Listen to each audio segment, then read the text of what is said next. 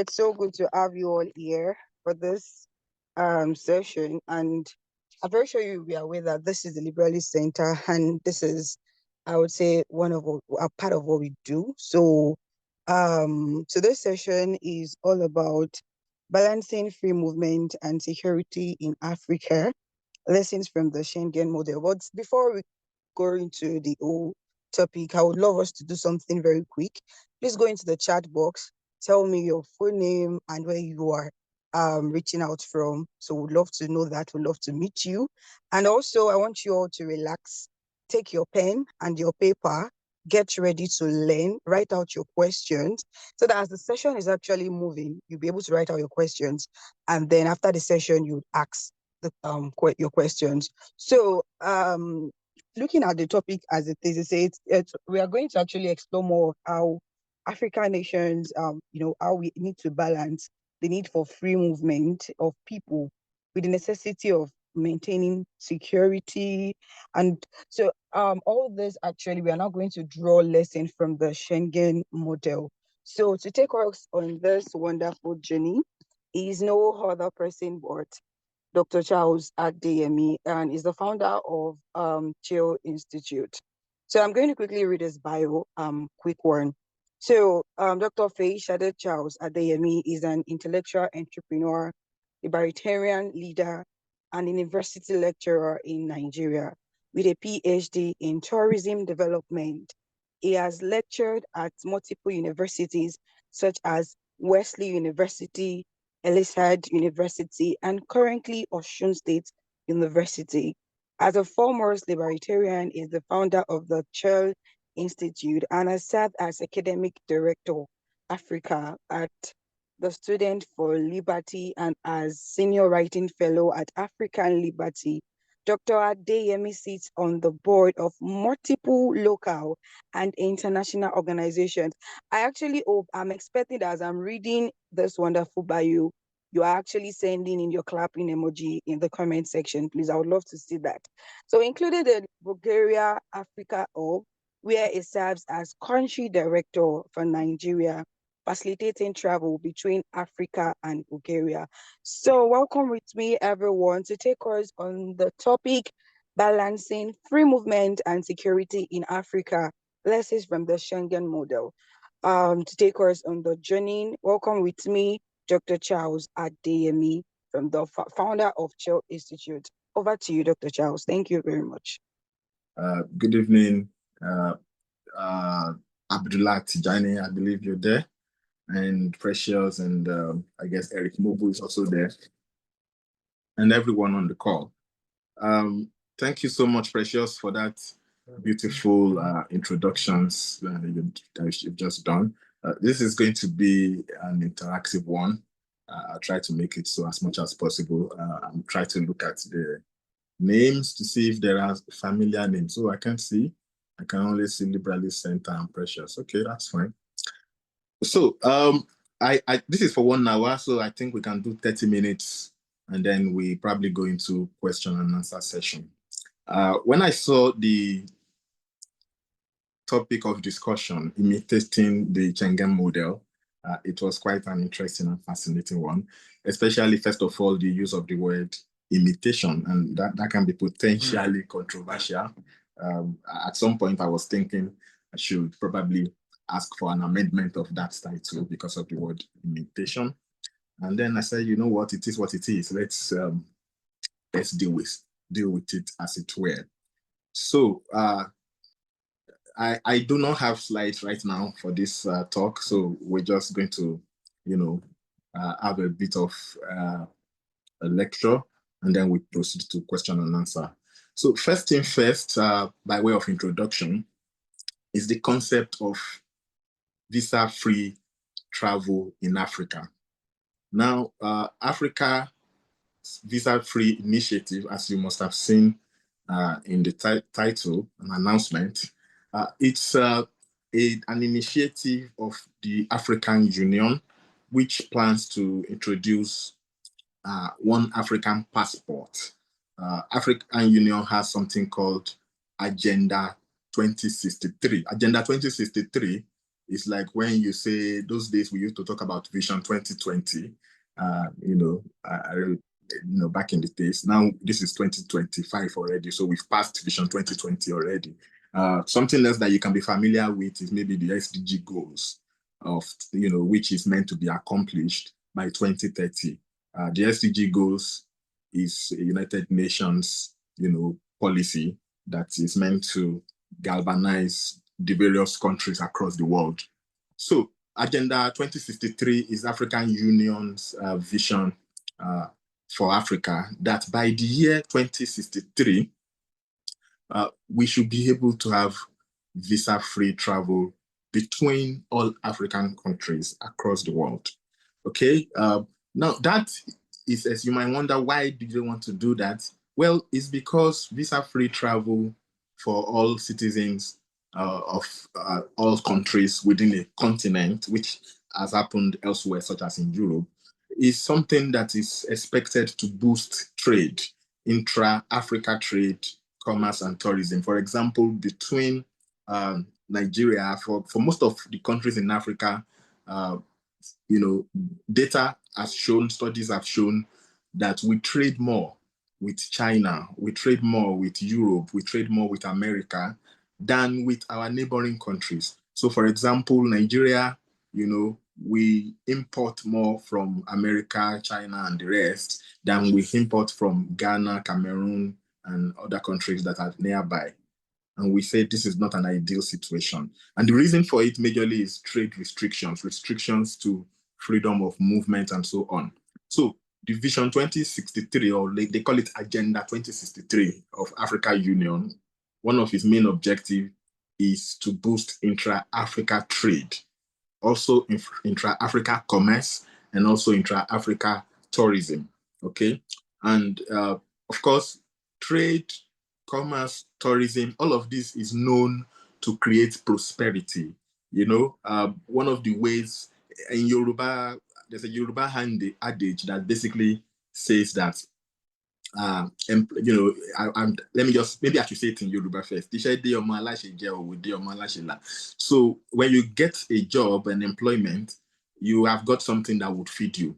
But when you get a trade, you have got something that will make you wealthy. So the point in that, and those of you might probably have taken my African Ideas of Liberty course will be familiar with that particular saying.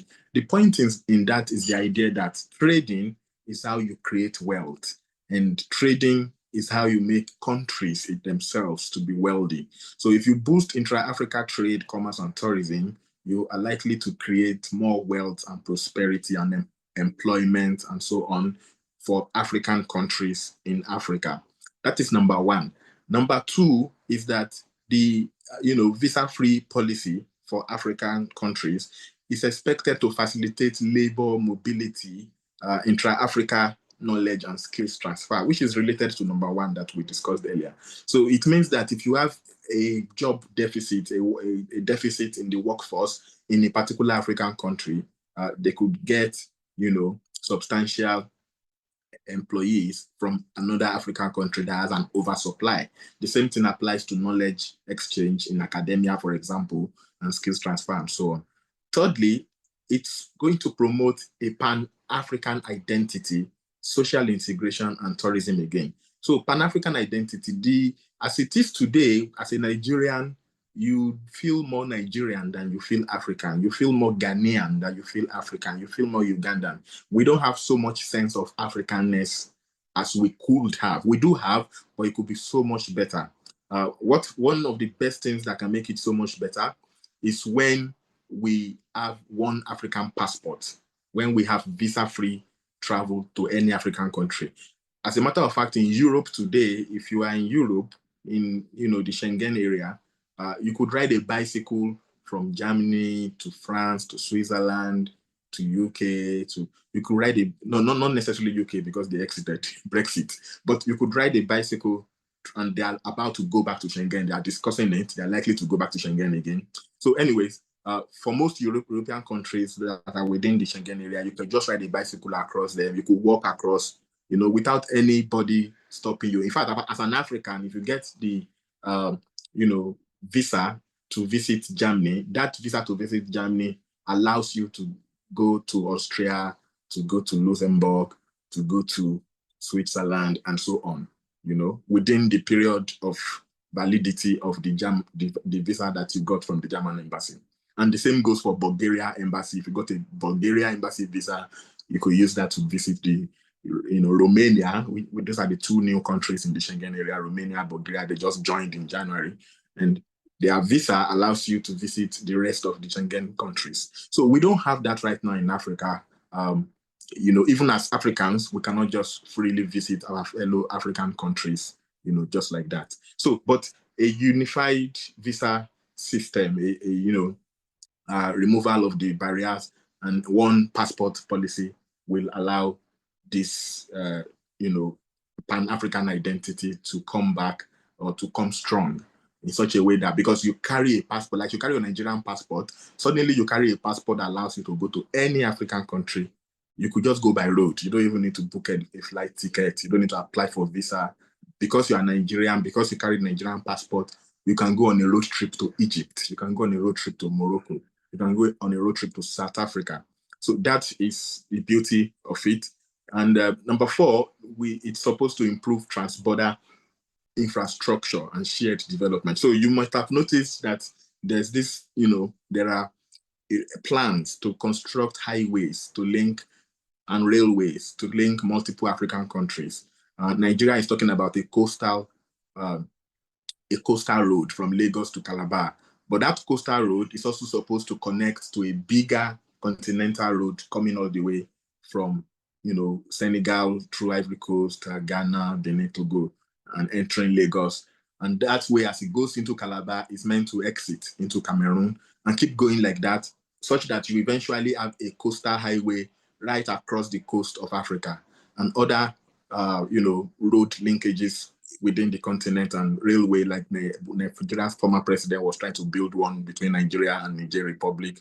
And potentially that can go from Niger Republic all the way across the desert to North Africa.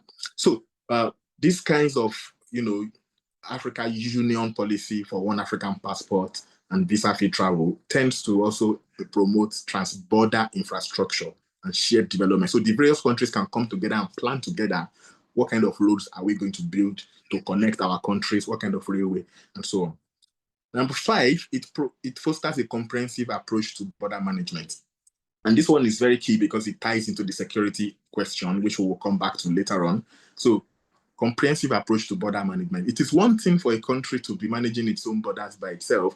It's another thing for the country to manage, it's the joint borders of the continent together with other countries. Those are 2 different levels of border management that we will delve into a little deeper shortly.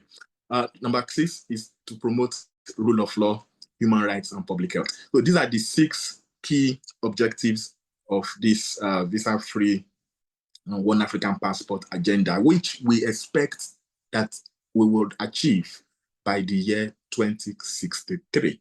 So there's quite almost like 3 decades. I think that's about 20, almost like 3 decades to go for us to, actualize it, which means everybody on this call, this is something that should happen in our lifetime and something that we should be part of making it happen actively. It's a big vision that you can key in and become one of the drivers.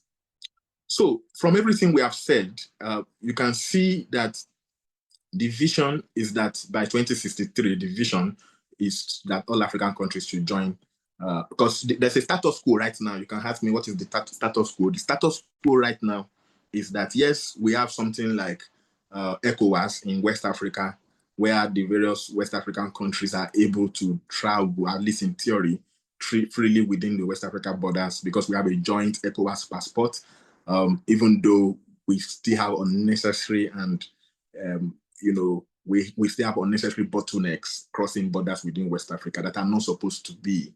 But then it's there, and however, we have a joint passport. It's still relatively easy to travel. You still don't really need to apply for visas to travel across West Africa and so on. The same thing in Osaka region. The Southern Africans, they have their own regional thing like that. The Eastern Africans, different regions have this regional thing. But the idea is we want to unite all of them and create a situation where we can travel to just any country, not just within our African particular region. And that's where the ACTA policy also comes in force from African Union. So you have the ACFCTA agreement, the Africa Continental Free Trade Agreement. You have the One Passport, the Vision, the Agenda 2063, and so on. So all of these are all African Union initiatives driving towards the same goal. But the status quo, as I described, is that as far as visa is concerned, is that there is only 4 countries in Africa today that offers visa-free travel to all Africans. So what I mean is, right now, if you want to go to Benin Republic, if you want to go to Gambia, if you want to go to Rwanda, or you want to go to Seychelles, you do not need to apply for visa as long as you are an African carrying an African passport. Those countries I mentioned do not require you to apply for visa. Just book your flight, go to Seychelles, to Rwanda, to Benin, and also Gambia. Now, that is the status quo. Those are the only countries that any African from any part of Africa with an African passport from their country can visit. But where we are going, the vision, the so-called Agenda 2063, is that by the year 2063, any African can go to any other African country without applying for visa. So that means Nigeria, Ghana, South Africa, Ethiopia, Sudan. We will join Gambia, Rwanda, Seychelles, and Benin. We join them in forming this large, African single visa area. Okay, now, having described the idea of the visa, free travel initiative of the African Union and the Agenda 2063, something for those who are very conscious or aware of global trends, we already notice a pattern. Everything that I have described appears or happens to be identical, really, with something that is known already or before now as the Schengen model, which I have also hinted at in the course of the conversation. So this is where the issue of imitation comes in. Are we imitating Europe, or should we be original? And that can be a big debate, which we can take out of here and reflect more on. But definitely there are people who, when they hear things like this, they feel offended that it appears that this whole policy is an imitation of the West, and that is not original, and it's not. It's like an insult. It's not a good thing, or whatever you. And some might even disagree and say, no, it's not an imitation. It's original, and this and is that. Well, I wouldn't want to go into detail of that, but the important thing is that what we are trying to do with one visa-free, Africa's visa-free initiative, we are not the first to do such in the world. It's been done before, and that is where the Schengen model comes in. So to really understand the Schengen model and where it's coming from, we need to do a bit of history and insight into the European Union, which gave birth to the Schengen model, just as the African Union is now giving birth to the Africa Visa-Free Initiative that we're talking about. So let us start with brief history of the European Union. So after the Second World War, of course, there's been 2 world wars: First World War, Second World War. The first one in 1914, thereabout. The second one in the 1940s. So these wars were essentially, some will even disagree, first of all, that they are world wars. Some will say they are European wars, but when you have a European war, you call it world war. That's one of the funny takes on this. But indeed, the wars were between Germany and essentially the rest of Europe. But why it became a world war, or it came to be called a world war, was because during that historical period in the human experience, Europe had kind of colonized the rest of the world, such that Nigeria, for example, in the 1940s, Nigeria was under the so-called British colony. We were being, we were being governed by colonial masters, by the British administrators and what have you. And the rest of the Commonwealth was like that. And in fact, at that time, Nigerians were basically on the same visa regime with Great Britain, with UK. So Nigerians could travel to the UK visa free actually at that time. So, but that's beside the point we're making at this point.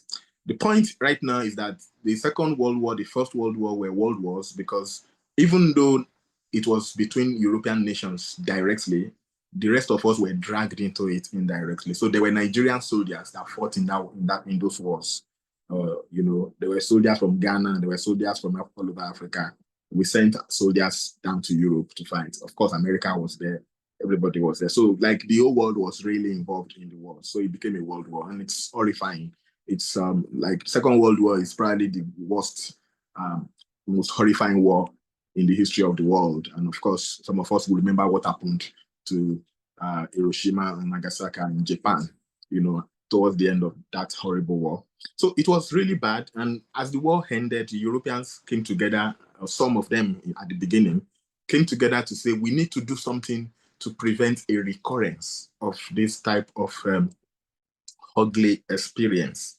That, we need to do something to prevent us from going to war with one another, in the future.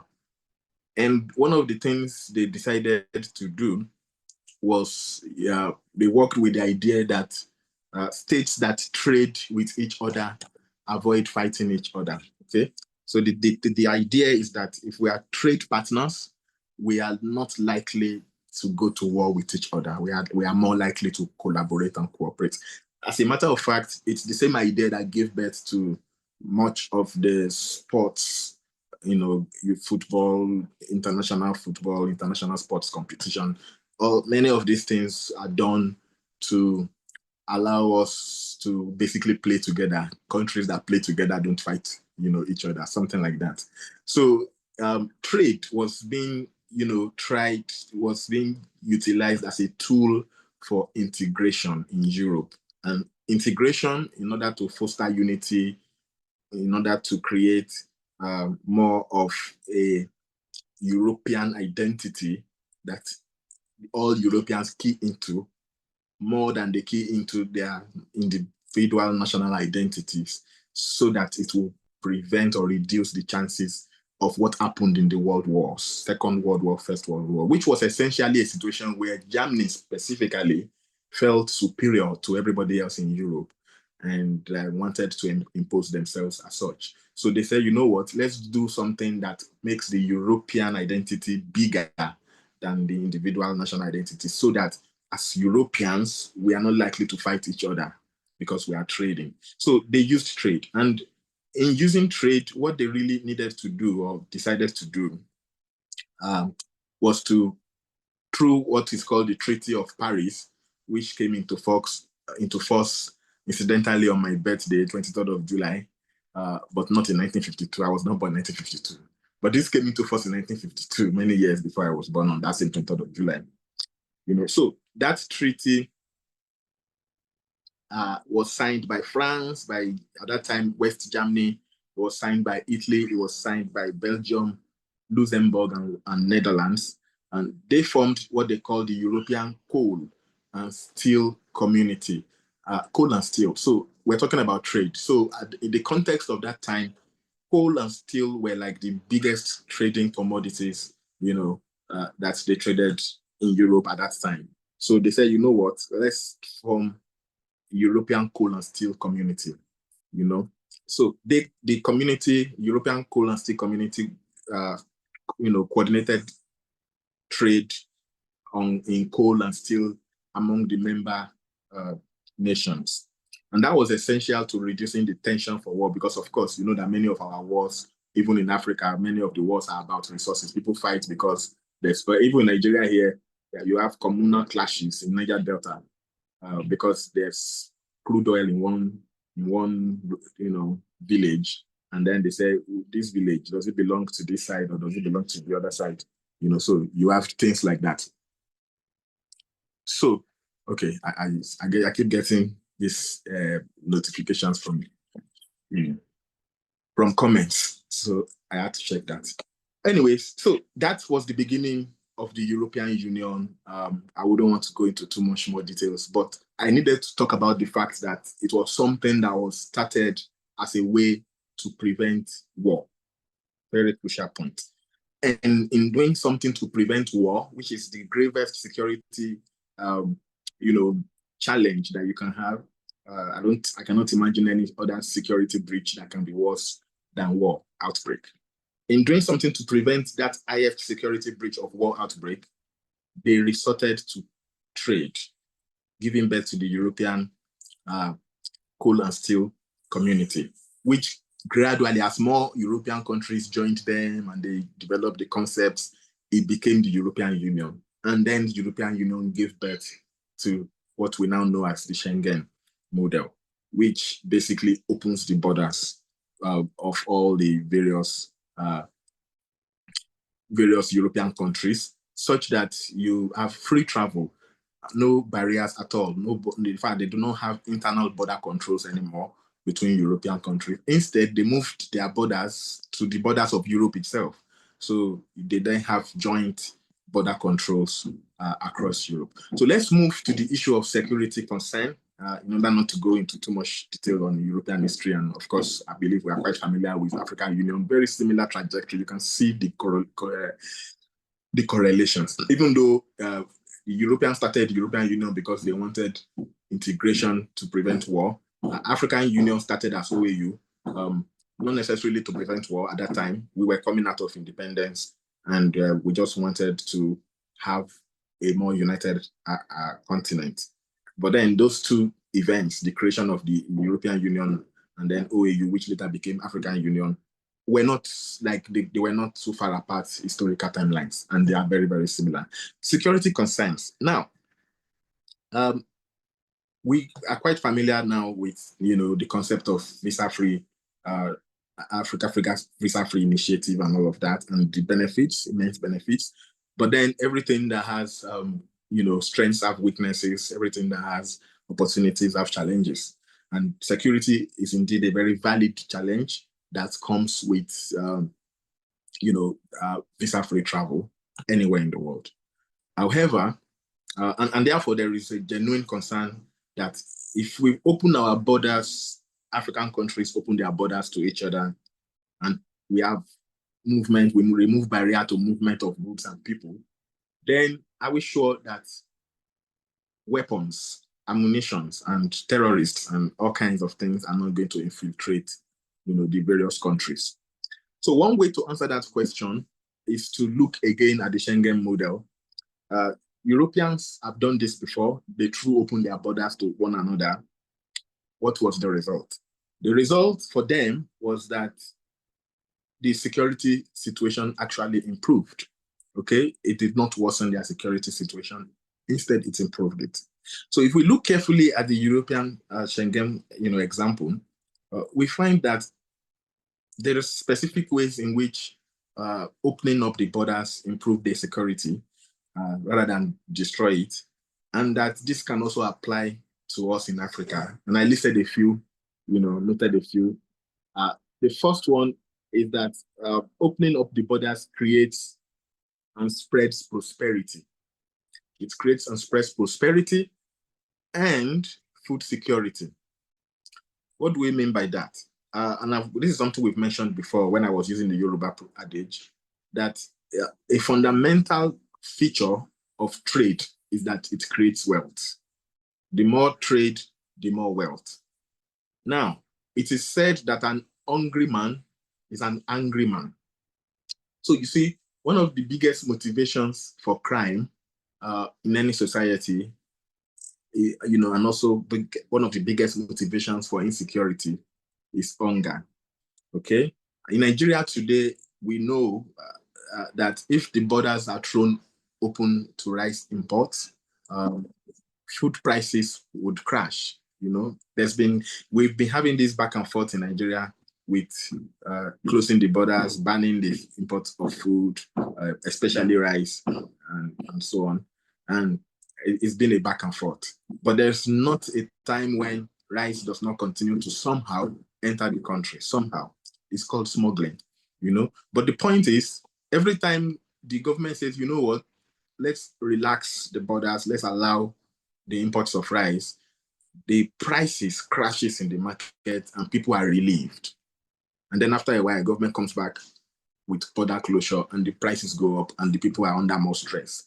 And this kinds of stress to the people, it kind of incentivizes people to go into smuggling, and when people are smuggling food, that is, food is such an essential thing to life. And then you begin to make your people, you turn them into food smugglers. You basically, that's like pushing people into criminality, because once people become food smugglers, then they go into what you can call the underworld, the dark world, where they can be introduced to other kinds of smuggling beyond food, smuggling things that are dangerous. Food is not dangerous, right?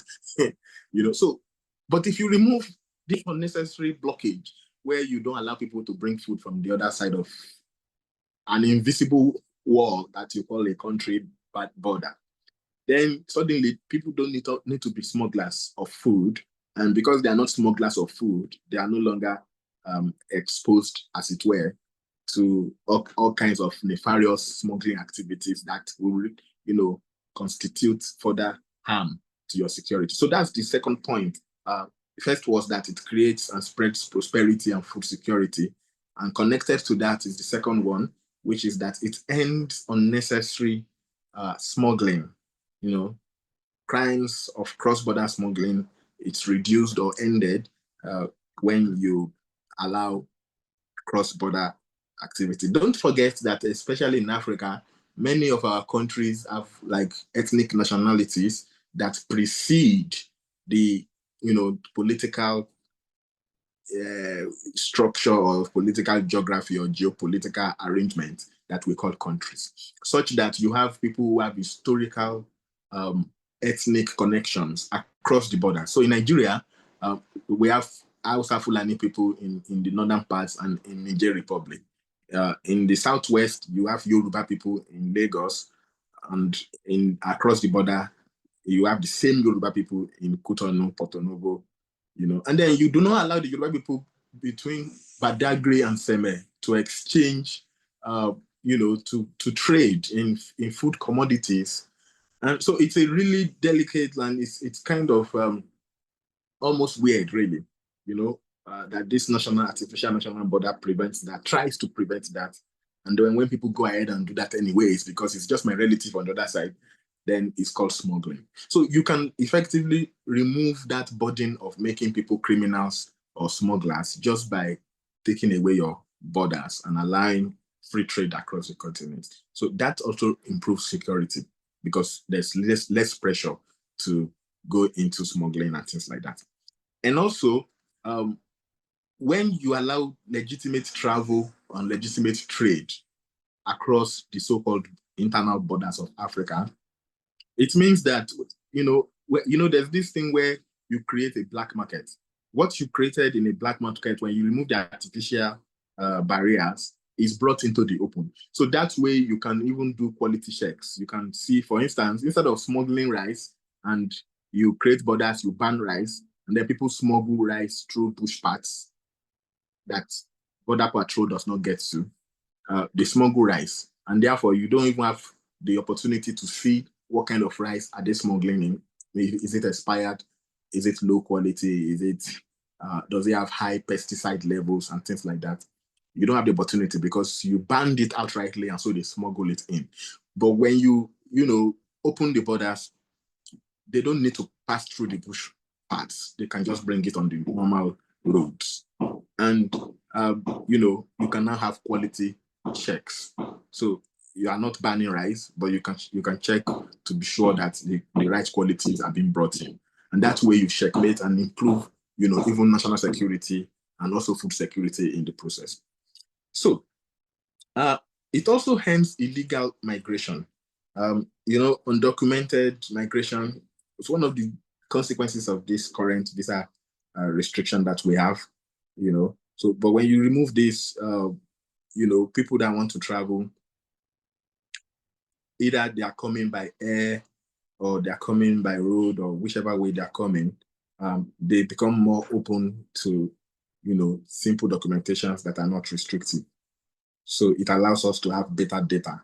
Because right now, a lot of people that walk through bush paths and so on, nobody is aware that they entered any country or anywhere. They're just doing what they want to do, hiding.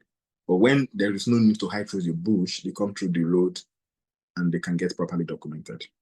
Now, I think one of the most important and my favorite is that it builds a shared African identity.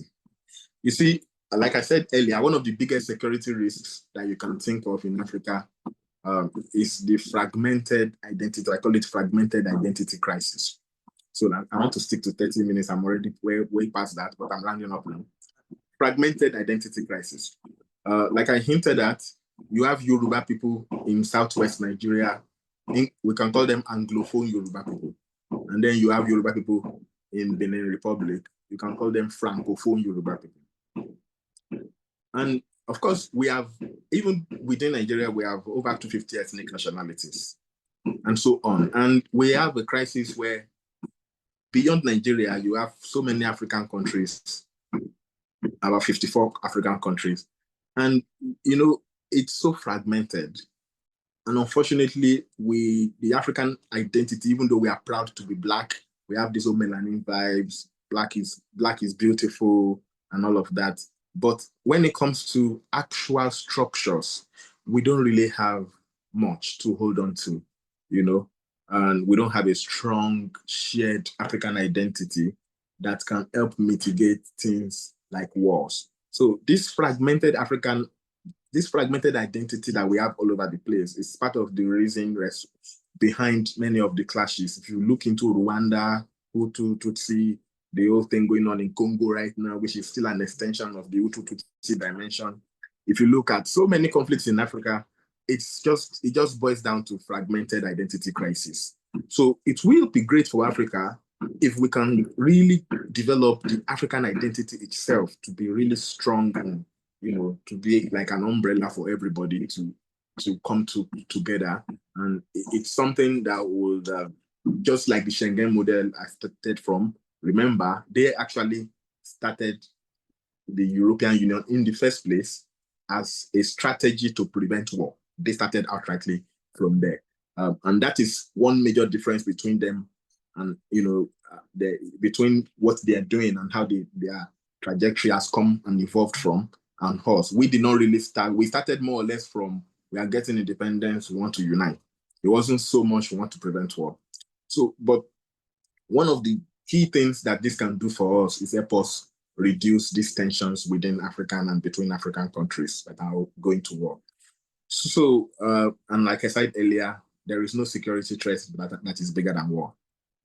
Number 5, it builds a stronger, it helps us build a stronger external border. So, which is what they have in Europe right now. Europe has a really strong external border around Europe, which is built on cooperation amongst the various European countries. There's so much cooperation and collaboration between the individual national security forces of the respective countries that allows to have such a strong or stronger external border, which we really do not have in Africa. What we really have in Africa is individual, country security forces. Of course, there are some attempts, especially at the regional level again, like ECOWAS has its ECOMOG soldiers and so on. But there's so much more that can be done if we think better at a continental level to protect our continent collectively and to share value, to share knowledge, to help the countries that are weaker, with, knowledge transfer from the countries that are stronger, as it were. So, and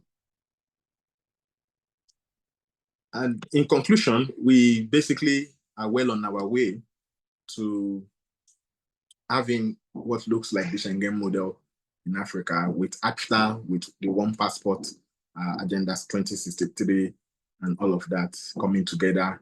As we begin to implement, we will pretty much have the Schengen model right playing right out.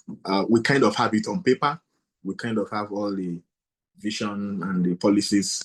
What we do not yet have is the policy implementation, which is where African countries seem to struggle a lot of the time.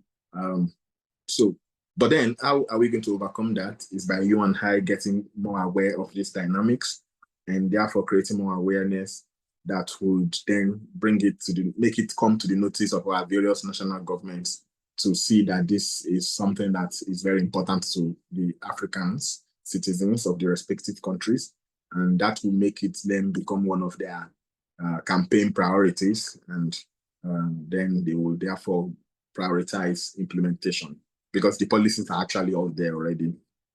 We just aren't implementing so well. So, which is another big topic in most of our countries. I'm sure, I suspect that there is people from different African countries on this call, but for us in Nigeria, we know that many times our government makes policies and plans and sign treaties and everything, and then we forget about it, haven't signed it. It looks like we sign it, and then we think it is done because it is already signed. We forget that after signing, you start the real work, which is implementation. So now we've signed ACTA, and implementation, we are struggling. And that is just really where the real challenges for us.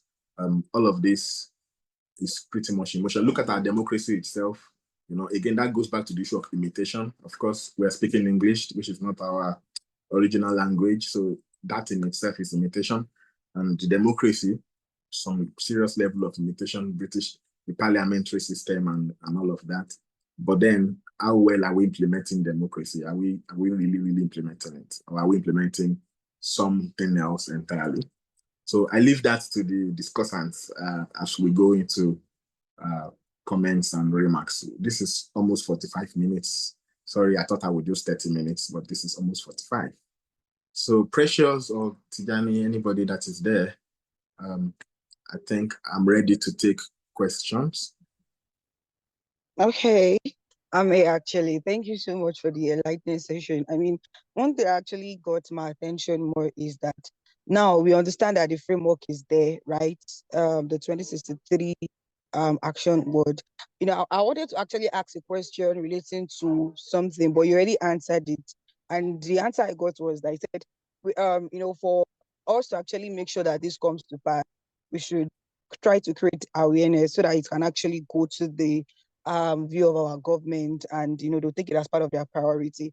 So before I actually ask my next question, let's give the room to everyone. So ladies and gentlemen, it's time for the Q&A. So if you have any question, kindly okay, please drop it in the comment, and if you would love to talk, please unmute and ask your question. So we have a few minutes to do that right away. So as we are doing that, let me ask my own question. So, Mr. Charles, so one thing you actually mentioned is you said when we actually bring in this framework into place, it will help to end illegal migration. But I want us to actually come to a part whereby let's look at how Africa is currently.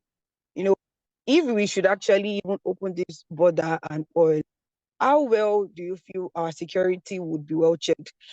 Fine, we understand that even at this period, the border is quite close and people are still smuggling in all this crime, criminal stuffs. I don't want to make like ammunitions. So what if we now they open the border, right? And we start implementing this framework. How well can we be more security conscious that as we are implementing the framework, to promote a visa-free nation, a visa-free continent rather, how well are we going to be sure that our security is in check? I mean, look at what's going on in other African countries.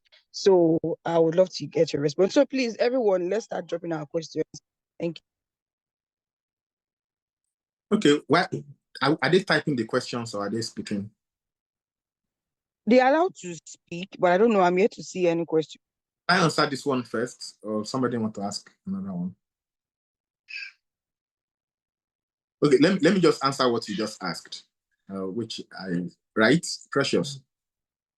Yes, thank Yes. So first thing is that indeed it's going to be challenging, to make a new policy direction of that magnitude come into force at once.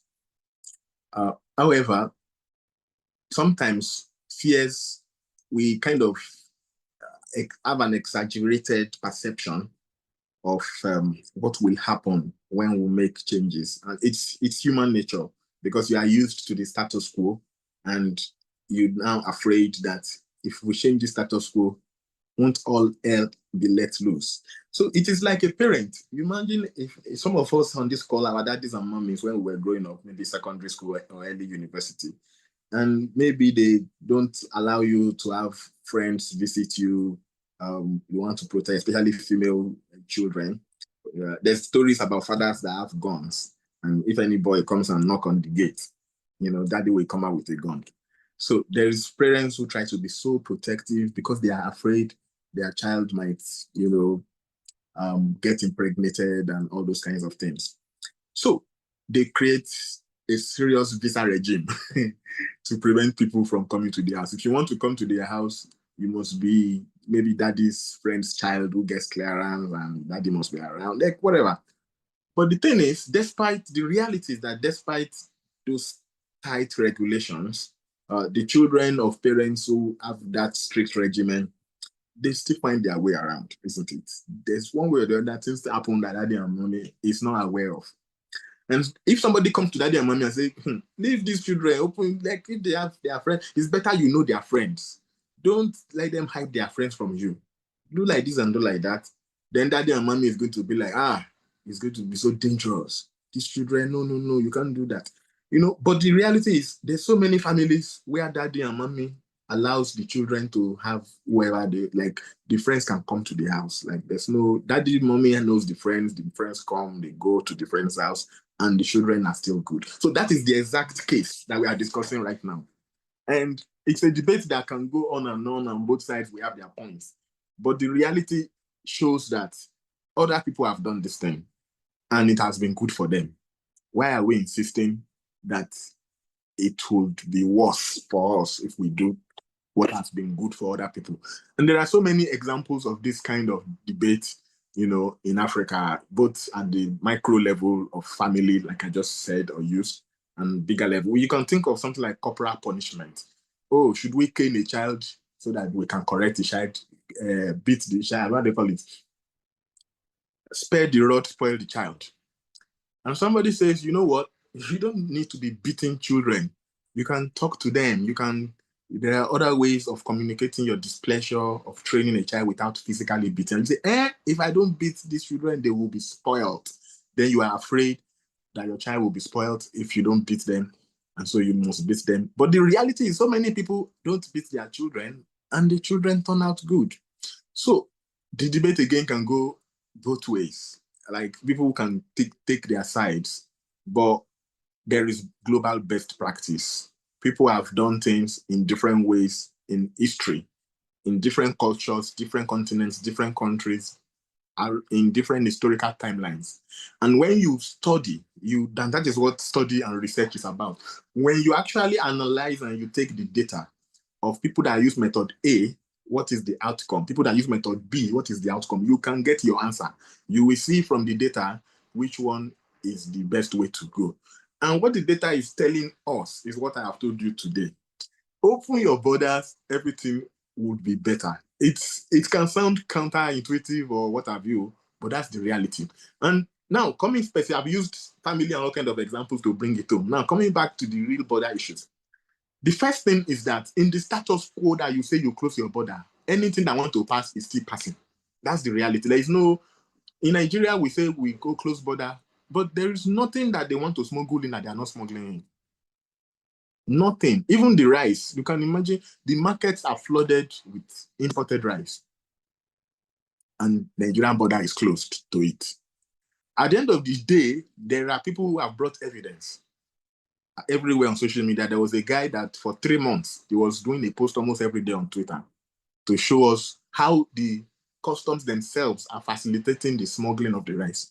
Somebody says, just open this border and leave this rice. Like, why? Like, you just just let these people bring in rice. It's food, for goodness sake. And then you're afraid. Oh, so it's not, they smuggle in ammunition, they smuggle in whatever they want to smuggle in, even in the status quo. That's the first thing. So if you remove these artificial border limitations to trade, and of course, removing border restriction does not mean you no longer check for, you no long. It does not. It's not. It does not mean you allow free movement of weapons that are not licensed and so on. No, it just means that human beings can move, goods can move freely without it being illegal to move. Now, when you move freely, we can now talk about what are you moving with? Are you moving with, endangered animals that are on the endangered species list? Are you moving with ammunitions that are not licensed, that you have no right to move with, and so on? So the argument is that when you allow people and goods to move normally in the first place, then you create an incentive for people to abandon the bush paths that they are using and come on the main roads where you can actually check and see what people are moving with. And then you can take the ones that are right and detect the ones that are wrong, and exert whatever necessary punitive measures you need to. So and another thing is that if you are, when you are trying to take, like, if you've gone, how do I put it now? If you've gone wrong for 30, 40, 50, 60 years, and now you want to start going right, you don't necessarily skip from where you are to the ideal that you want to be. You could come in gradual steps, so that you don't shock the system by suddenly moving from from pillar to post, or from two very, you know, disparate ends. So the skip can be disorienting, of course. So you could move in gradual steps. There's room for that. But the point is that, first of all, you need to recognize the ideal. So if you've been beating your child, corporal punishment has been your way. You always beat your child to correct your child. And somebody says there's no need to be beating children. You can achieve the same result by being kind and gentle and just explaining, and all these other subtle measures. Yes, it doesn't mean that if you are used to beating all the time, then you suddenly stop. It could be that the child is already used to that somehow, but then you could improve gradually and reduce your so-called beating. And maybe you start asking the child to kneel down or something. You can just ease yourself into the new method over time in order to make it, smoother transition for everybody and not shock the system. So, but the first thing is that people need to recognize what the ideal is. And that ideal can only be detected from the data, from when you see what the results of best practice has been. So when you say your borders are closed and everything is so hard and tough, and yet you have so much insecurity, everything I want to move in is moving in, everything, there's nothing, it doesn't look like you really have any close border, even though you say you have close border. So when you have that situation, and then the countries that do not have closed borders, the countries that their borders are completely open, are way safer than your country. That should tell you something. It should tell you that something is wrong with what you're doing and something is right with what they are doing. So while you might not be able to jump immediately from where you are to where they are, you should first recognize that they are using the right model, and then begin to see how you tweak yours gradually from where you are to where they are. And that is where things like Vision 2063 comes in. So you can have a 20, 30, 40 year, 5 year, 2 year, 6 month plan to get to where you want to be, depending on the specific context. So my position is that, yes, opening it up definitely, over time, at least, creates a more stable, regional integration across the continent, and it's definitely more safe in the end for all. All right, thank you so much. At least I've gotten my answers to that. Okay, all right, so Mr. Feishede, so is it possible for us to take all questions together, including the one on the chat, so you can answer it at the same time? Let me know if that works because of our time. Yeah, that's fine. I just need to try and write whatever is being asked so I don't forget. Oh, all right, okay then. Okay, the one in the comment section here is, so with the level of insurgency in the West African sub-region, and the proliferation. Okay, I think it's quite similar with my question of arms. Yeah. What do we need to do before we begin to open our borders? So I think it's just very similar. Okay, so I Brian. knew country that person is from. Is that person in Nigeria? Okay, I'm not sure. Let me check. Sorry, please, are you from Nigeria? If you are the one that asked that question, please just signify. You can write it in the comment section. No.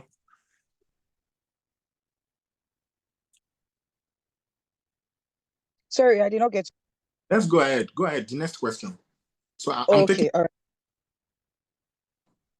Okay, all right. Thank you. So, Brian, you can unmute and please ask your question and um, please be quite fast. Thank you. No, thank you so much. Good evening, good morning. My name is Kefa Brian. I prefer Kefa, calling from Kenya, and I've been following this lovely lecture by Dr. Adeyemi, which is a very, very alive lecture on the current state. So Brian, personally, that's so well pronounced. You pronounce this like an indigenous Yoruba from Nigeria. Thank you. thank you, thank you, thank you. I'm trying to be African more than. So I'm trying to also engage myself with the pronunciation of the West and the South. And thank you so much. Now, a very quick one. I know time is limited, but because I study myself, I'm a student at the University of Nairobi, and we are doing international relation. And today was a blessing because this is what we did actually today. And my argument, which I agree with you, first time, it was not world war. Africans were not part of the war. It is a European tribal war. If it is their war, it is world war. But if it's in Africa, you'll hear they'll call it African war, and even they can even go to say it's a Yoruba war. So I'll agree with you on that one. And even my papers, I write it. It's always the first European tribal war and the second European tribal war. Africans were forced. I always remind my students, Africans, in fact, our grandfathers were kidnapped. Now, back to today's discussion. It's a very viable, but mine is, I'm not asking, it's like a reflection. I think the first thing is there, I'll go back to the genesis of the African OAU, the Organization of African Unity, where we had two classes, the Casablanca by Dr. Kwame Nkrumah and the Monrovia. Kwame Nkrumah had the dream that today Dr. Adeyemi is having, of having a one continental visa-free. But the Monrovia, these are political class that started tasting power. And I think that is the virus that we have today, Dr. Adeyemi and colleagues. So mine is, and that's what our also host is saying, is there a political will? Even if we open the borders, there are politicians in the continent of Africa that want to die. As we speak, Cameroon, the president, how old is the president of Cameroon? Talk about Zimbabwe, Robert Mugabe. I mean, of course, these are brilliant brains. Talk about even Uganda, our neighboring country. Uganda, I was born, I found the president there. And people are being born, the president is there. All right. So mine is political will. And I think if you read the Ascension, there's the aspect of political stability. I mean, I'm afraid to decline opening the borders. If let us use the East African, for those who are not from the East, the East African has an organization called the East African Community. It has a dream of confederation, like having a supra state, which you are trying to say. The question is stabilizing the economy. So mine is, I'll also say, the common currency that Gaddafi was talking about. If Africa has a common currency, the dollar will be weak. All right? The weak. So mine is the common currency. What about the common currency? Because if we have common currency, I will not have, even if I have the visa, if I come to Nigeria, I'll have to change to Naira. If I go to South Africa, I'll have to change. So if we have a common currency, the visa free will work. Then the last one, because I want to let also other colleagues. What do you talk about the clandestine economy, whereby politicians are also engaged in this militia operation? Congo will never have peace. And this one I'm declaring with authority. Congo will never have peace if the political class are also engaged in the foreign vultures. You do know when I say foreign vultures, I don't need to say who they are. And that is what is happening today with the Goma case and the destabilization, not just in the Congo, but it is both East Africa and South Africa. I think from there, I will also let my other colleagues talk as we are reflecting on the essence of a state-centric versus a supra-state centric. A state-centric is me as Kenya alone. They don't open my border. But a supra is I open it up. Do we have a political goodwill? Thank you so much. All right, thank you so much. Sorry, Mr. Fisher, before you respond, for other hands that are raised, and if we have any more questions, please let's just email it to our mail. I'm going to drop the official mail to the chat. So we're going to direct it to Dr. Feshade and get back to you because of our time.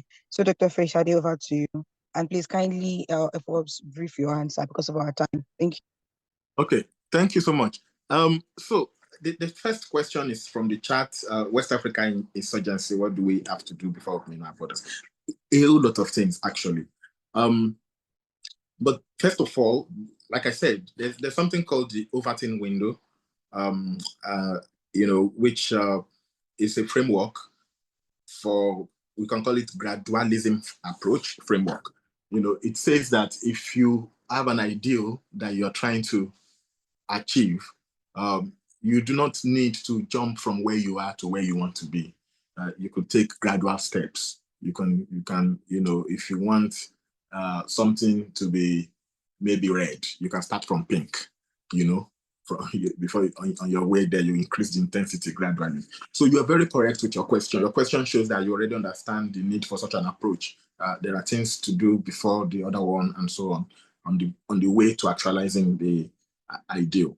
So I think that for a country like, and that's why I was asking you what country you're from. I think that for a country like Nigeria, things like ban on rice imports, which is a big topic in Nigeria, you could just take that out of the way, first of all, and we've done that. We keep going back and forth on that issue of rice imports.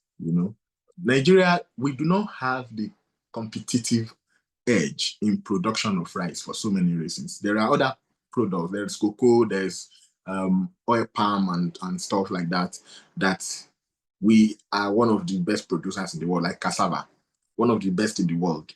It is better for us economically to double down on those things than insisting on growing a commodity that we don't have the advantage in producing.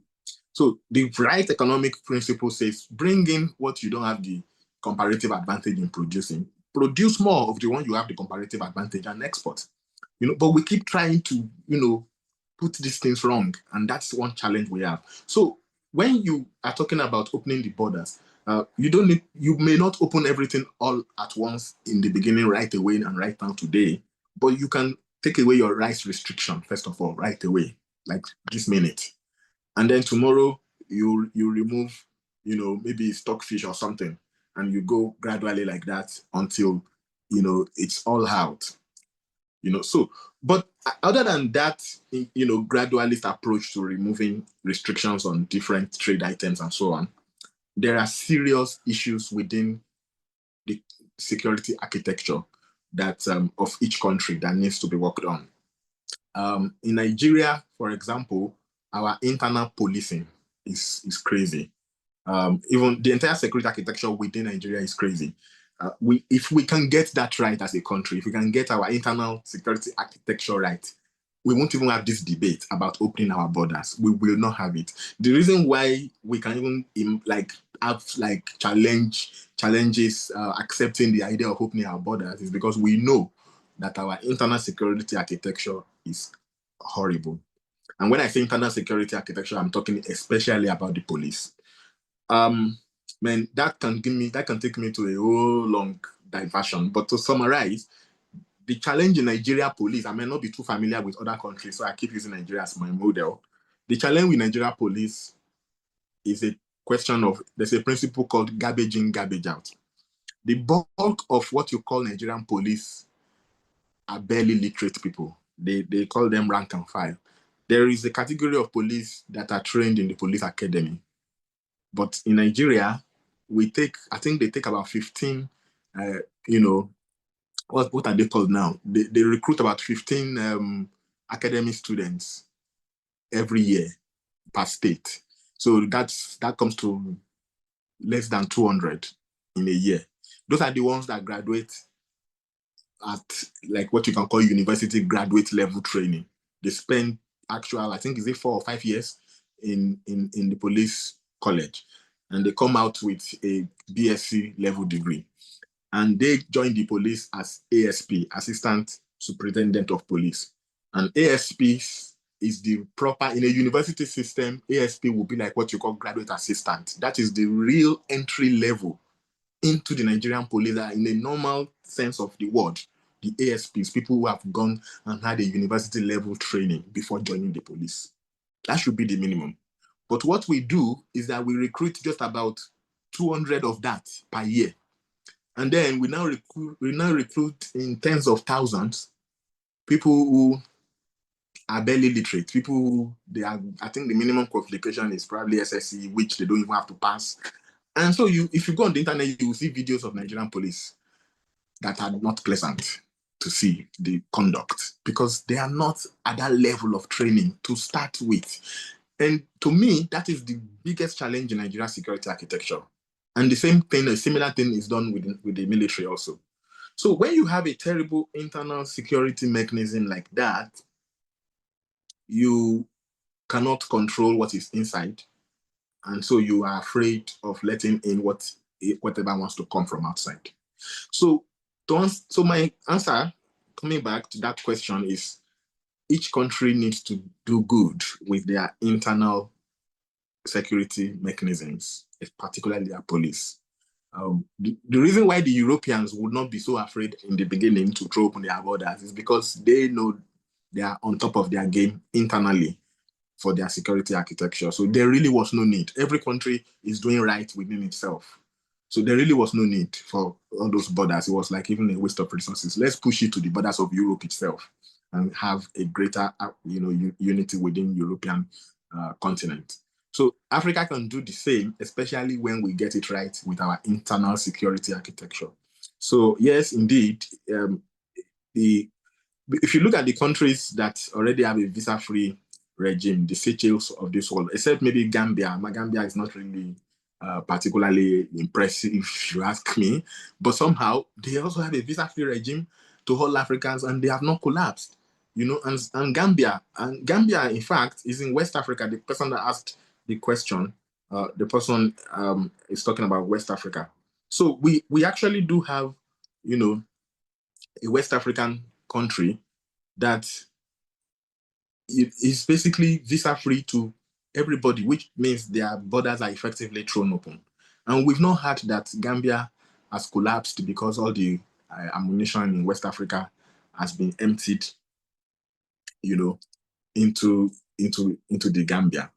The same thing for Seychelles and also Rwanda and so on. So it's really more about you getting your internal security architecture right, and then it will be easy to throw open your borders. And the real reason why you are afraid of throwing open your borders is because you know you are not doing well with your internal security architecture. So the second question from East Africa, is there a political will? What about the common currency? Yes, there is part of the African Union Agenda 2063 and the rest of the African Union policies. There is plan for a common currency. It's just the pace at which we are going about all these things. It's part of the ACTA agreement also. We are not moving at the right pace. We just the way like what we're discussing here. Most African countries have all kinds of internal challenges that they are battling with. Their internal politics is messed up. Internal policing is messed up. So it makes it difficult to do anything else, at the national, continental, at the international, continental level. So, but however, yes, there is a plan for a common African currency. I think they're calling it Afrique. Even within West Africa, ECOWAS also has plans for a common ECOWAS currency called ECO. The political will, yeah. Unfortunately, the answer to that will be no. We don't really have that much of a political will. As far as, if you talk about political will, you're talking about the leadership of our countries. It's not their priority. We have a very unfortunate situation where many African countries, like you mentioned quite some examples in your commentary. Many of our countries are under some kind of, some kind of state capture, some kind of state capture. They fallen into the wrong hands. So even for the internal development of those countries, these people are not prioritizing the internal development of those countries. So when you have leaders of countries that are not prioritizing the internal development of the countries, how much more? Isn't it an overreach to even think of, external collaborations to develop the continent or to develop the countries in sync with other countries? Because that's what this whole thing is about. It's an ideal situation where you have the right kind of leaders of the individual countries. Then they stretch their hands outwards and hold hands together. Nigeria is in the middle, and then you hold Benin Republic to your right, you hold Cameroon to your left, and you move together. And they also hold, Benin Republic is holding Togo, Togo is holding Ghana, Ghana is holding Cote d'Ivoire, and we move and develop together. That is when you have the right kind of leadership. Unfortunately, when you have the kinds of people who are after their own personal pockets, they're not building roads within the countries that they are governing. They're not developing the security architecture. They're not building schools. They're not developing education. They're not interested in agriculture. It then becomes a bit academic to start talking about integration between the countries, sincerely. However, we still need to talk about this. We still need to tell ourselves, those of us who are not in authority, as it were, we still need to enlighten ourselves about these needs, because these kinds of conversations eventually get to the political leadership, especially in democracies. When an idea becomes popular enough amongst the population, politicians inevitably pick on it. And because they want to win elections, they want to ride on what is popular. So if the politicians in any given country realize that citizens are really interested in this whole regional integration and what have you, then it gets into their manifestos as they campaign for elections, and they begin to compete with each other about who is going to be better in implementing the Agenda 2063, for instance, and so on. So that is why we must have these conversations and enlighten ourselves more. And also, some of us, as we move into the future, some of us will find ourselves in greater policy making positions and perhaps actual leadership of our countries. So that is why we must continue to discuss this and to create more awareness and so on. All right. Thank you so much. I mean, it has been more than enlightening. I'm even able to hear more about the political aspect. And thanks to Brian for asking that question. So you allowed me to see this topic in another dimension. So because of our time, like I've mentioned, we'll be able to take more questions. So this means the point to thank Mr. Charles for this. Okay, Dr. Charles, so sorry about that. Dr. Charles Adeyemi for this great insight. And I mean, it's been wonderful. It's been wonderful because now we now see the reason why we need to balance free movement and security in Africa. And we now see how we can actually approach the Schengen model, that's the European model, to ensure that this comes to pass. And I'm very sure that after this session, we will now become an advocate to actually ensure that the 2063 approach comes to pass even before 2063. So hopefully we hope that actually comes to pass. Thank you so much, Dr. Charles, for this. And everyone, thank you so much for joining us for this wonderful session. It's been wonderful. I mean, without you all, it would have been more wonderful than this. So like I've mentioned once again, if you have any questions, please reach out to the mail I've dropped. And you can also check our website, liberallycentered.org. So you can check our website for further information about different libertarian topics. So you can go there to learn from us. And if you have questions, you can also drop questions. There's a part where you can sign up for our newsletter. Please feel free to sign up for our newsletter. So to the great team behind this virtual event, thank you so much. So thank you so much once again, everyone. Good evening. So we can leave the call right now. Bye for now.